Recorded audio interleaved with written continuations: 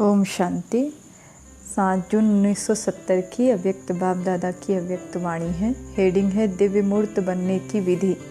Nano द्वारा क्या देख रहे हैं? आप सभी भी नैनो द्वारा देख रहे हो। बाप दादा भी नैनो का आधार ले देख रहे हैं। बाप दादा क्या देखते हैं?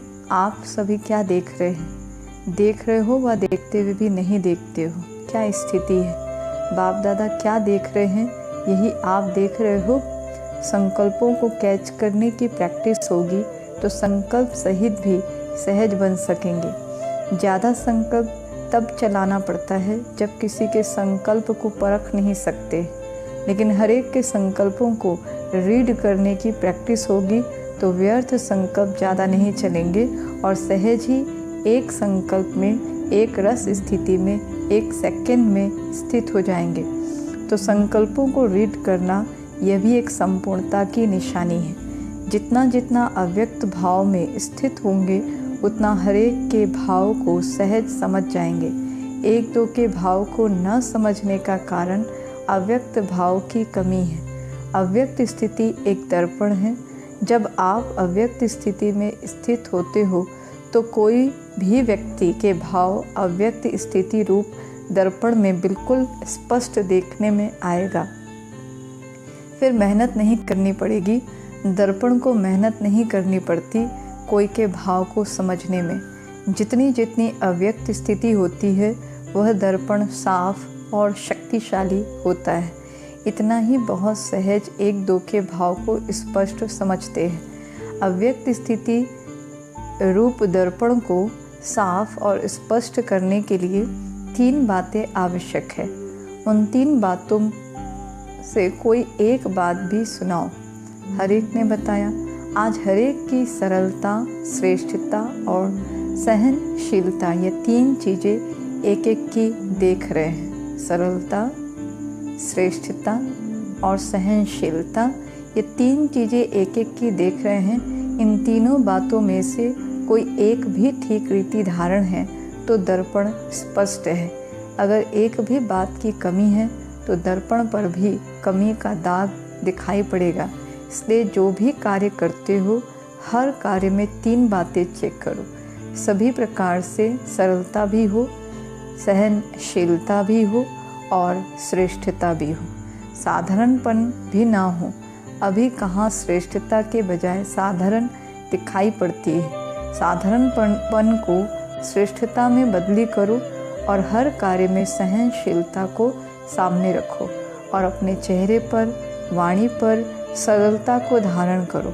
फिर देखो सर्विस व कर्तव्य की सफलता कितनी श्रेष्ठ होती है। अभी तक कर्तव्य की रिजल्ट क्या देखने में आती है? प्लान और प्रैक्टिकल में अंतर कितना है? अंतर का कारण क्या है? तीनों ही रूप में अभी पूर्ण प्लेन नहीं हुए हो। स्मृति में भी प्लेन, वाणी में भी प्लेन होना चाहिए। कोई भी पुराने संस्कार का कहाँ दाग ना हो और कर्म में भी प्लेन अर्थात श्रेष्ठता। अगर प्लान हो जाएंगे तो फिर प्लान और प्रैक्टिकल एक हो जाएगा। फिर सफलता प्लान मौफिक उड़ेगी। इसलिए हर बात में मनसा वाचा कर्मणा और छोटी बात में भी सावधानी चाहिए। मन वाणी कर्म में तो होना ही है, लेकिन उसके साथ साथ यह जो अलौकिक संबंध है उसमें भी प्लान होंगे तो सर्विस की सफलता आप सभी के मस्तक पर सितारे के रूप में चमक पड़ेगी। फिर हर एक आप एक एक को सफलता का सितारा देखेंगे। सुनाया था ना कि स्लोगन कौन सा याद रखो? सफलता हमारा जन्म सिद्ध अधिकार है। सफलता हमारा जन्म सिद्ध अधिकार है। फिर तुमको कोई भी देखेंगे तो उनको दूर से दिव्य मूर्त देखने में आएंगे। साधारण मूर्त नहीं, लेकिन दिव्य मूर्त। आजकल बहुत सर्विस में बिजी हो। जो कुछ किया बहुत अच्छा किया। आगे के लिए सफलता को समीप लाओ। जितना जितना एक दो के समीप आएंगे उतना सफलता समीप आएगी। एक दो के समीप अर्थात संस्कारों के समीप, तब कोई भी सम्मेलन की सफलता होगी। जैसे समय समीप आ रहा है वैसे सभी समीप आ रहे हैं। लेकिन अब ऐसी समीपता में क्या भरना है, जितनी समीपता उतना एक दो को सम्मान देना। जितना एक दो को सम्मान देंगे उतना ही सारी विश्व आप सभी का सम्मान करेगी। सम्मान देने से सम्मान मिलेगा, देने से मिलता है ना कि लेने से। कोई चीज़ लेने से मिलती है और कोई चीज़ देने से मिलती है। तो कोई को भी सम्मान देना गोया सर्व का सम्मान लेना। और भाषा में भी परिवर्तन चाहिए। आज सभी सर्विसेबल बैठे हैं ना, तो इसलिए भविष्य के इशारे दे रहे हैं। कभी भी कोई का विचार स्पष्ट ना हो तो भी ना कभी नहीं करनी चाहिए। शब्द सदैव हाँ निकलना चाहिए। जब यहाँ हाँ जी करेंगे तब वहाँ सत्युग में भी आपकी प्रजा इतना हाँ जी करेगी। अगर यहाँ ही ना जी करेंगे तो वहाँ भी प्रजा दूर से ही प्रणाम करेगी। तो ना शब्द को निकाल देना है। कोई भी बात हो पहले हाँ जी कहना ही दूसरे के संस्कार को सरल बनाने का साधन है। समझा? सुनाया था वर्तमान समय जो कर्म कर रहे हो वह भविष्य के लाभ बन रहे हैं। आप सभी का कर्म भविष्य का ला है। जो ला मेकर्स होते हैं वह सोच समझकर शब्द निकालते हैं, क्योंकि उनका एक एक शब्द भविष्य के लिए ला बन जाता है। सभी के हर संकल्प भविष्य के ला बन रहे हैं, तो कितना ध्यान देना चाहिए। अभी तक एक बात को पकड़ते हैं तो विधान को छोड़ देते हैं, कब विधान को पकड़ते हैं तो विधि को छोड़ देते हैं। लेकिन विधि और विधान दोनों के साथ ही विधाता की याद आती है। अगर विधाता ही याद रहे तो विधि और विधान दोनों ही साथ स्मृति में रहेगा। लेकिन विधाता भूल जाता है तो एक चीज़ छूट जाती है। विधाता की याद में रहने से विधि और विधान दोनों साथ रहते हैं। विधाता को भूलने से कभी विधान छूट जाता है तो कभी विधि छूट जाती है। जब दोनों साथ रहेंगे तब सफलता गले का हार बन जाएगी। अच्छा, आज बहुत शिक्षा दी, यह स्नेह है, क्योंकि बाप दादा समान बनाना चाहते हैं। समान बनाने का साधन स्नेह हुआ ना। कुमारियों का पेपर तो अब लेना है। साहस को प्रत्यक्ष रूप में लाने के लिए साहस में बहुत बहुत शक्ति भरनी है। अब कितनी शक्ति भरी है वह पेपर लेंगे। अच्छा, पार्टियों के साथ जितना जितना अपने को सर्विस के बंधन में बांधते जाएंगे तो दूसरे बंधन छूटते जाएंगे। आप ऐसे नहीं सोचो कि ये बंधन छूटे तो सर्विस में लग जाए, ऐसा नहीं होगा। सर्विस करते रहो, बंधन होते हुए भी अपने को सर्विस के बंधन में जोड़ते जाओ। ये जोड़ना ही तोड़ना है। तोड़ने के बाद जोड़ना नहीं होता, जितना जोड़ेंगे उतना ही टूटेगा। जितना अपने को सर्विस में सहयोगी बनाएंगे उतना ही प्रजा आपकी सहयोगी बनेगी। कोई भी कारण है तो उनको हल्का छोड़कर पहले सर्विस के मौके को आगे रखो। कर्तव्य को पहले रखना होता है, कारण होते रहेंगे, लेकिन कर्तव्य के बल से ढीले पड़ जाएंगे। दूसरा, माताओं के जो संगठन बने हुए हैं उनमें घुस जाओ। मेंबर बनने से फिर कईयों को आप समान बनाने का चांस मिलेगा। संपर्क में आने से ही चांस मिलेगा। अभी माताओं की संस्थाओं में आप लोगों का नाम बाला नहीं हुआ है। पहले गुप्त वेश में पांव रखो, फिर वह तुम्हारे बन जाएंगे। भटकी हुई माताओं को राह बतानी है तो फिर माताएं जो बेचारी सितम सहन करती है उन्हों को भी आप बचा सकेंगे। कई माताएं सहारा चाहती हैं, उन्हों को सहारा मिल जाएगा। तो यह सर्विस कर कमाल कर दिखाओ, फिर देखो कितने हैंड्स मिलते हैं।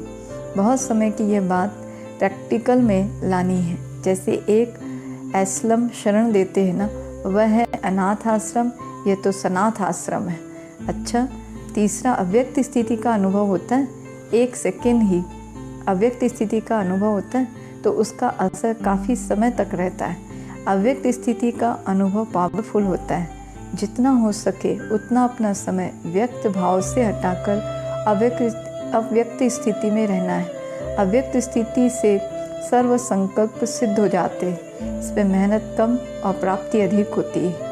और व्यक्त स्थिति में स्थित होकर पुरुषार्थ करने में मेहनत अधिक और प्राप्ति कम होती है। फिर चलते चलते उलझन और निराशा आती है। इसलिए अव्यक्त स्थिति सर्व प्राप्ति का अनुभव बढ़ाओ। अव्यक्त मूर्त को सामने देख समान बनने का प्रयत्न करना है। जैसा बाप वैसे बच्चे, ये स्लोगन याद रखो। अंतर ना हो, अंतर को अंतर्मुखी होकर मिटाना है। बाप कब निराश होते हैं, परिस्थितियों से घबराते हैं, तो बच्चे फिर क्यों घबराते? ज़्यादा परिस्थितियों को सामने करने का साकार सबूत भी देखा, कभी उनका घबराहट का रूप देखा? सुनाया था ना कि सदैव यह याद रखो कि स्नेह में संपूर्ण होना है, कोई मुश्किल नहीं है। स्नेही को सुध बुध रहती है। जब अपने आप को मिटा ही दिया, फिर यह मुश्किल क्यों? मिटा दिया ना, जो मिट जाते हैं वह जल जाते हैं। जितना अपने को मिटाना, उतना ही अव्यक्त रूप से मिलना। मिटना कम तो मिलना भी कम। अगर मेले में भी कोई मिलन ना मनाए तो मेला समाप्त हो जाएगा, फिर कब मिलन होगा? स्नेह को समानता में बदली करना है।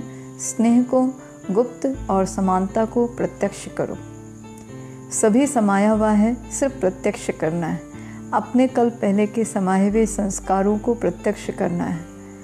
कल पहले की अपनी सफलता का स्वरूप याद आता है ना, अभी सिर्फ समाये हुए को प्रैक्टिकल प्रत्यक्ष रूप में लाओ। सदैव अपनी संपूर्णता का स्वरूप और भविष्य के जन्मों का रूप सामने रखना है।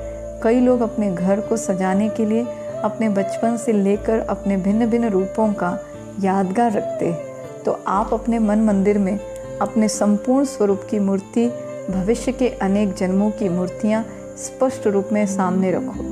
फिर और कोई तरफ संकल्प नहीं जाएगा। समीप रत्न के लक्षण क्या है? जो जितना जिसके समीप होते हैं, उतना संस्कारों में भी समानता होती है। तो बाप दादा के समीप अर्थात लक्षण के नज़दीक आओ। जितना चेक करेंगे उतना जल्दी चेंज होंगे। आदि स्वरूप को स्मृति में रखो। सतयुग आदि का और मर्जीवा जीवन के आदि रूप को स्मृति में रखने से मध्य समा जाएगा।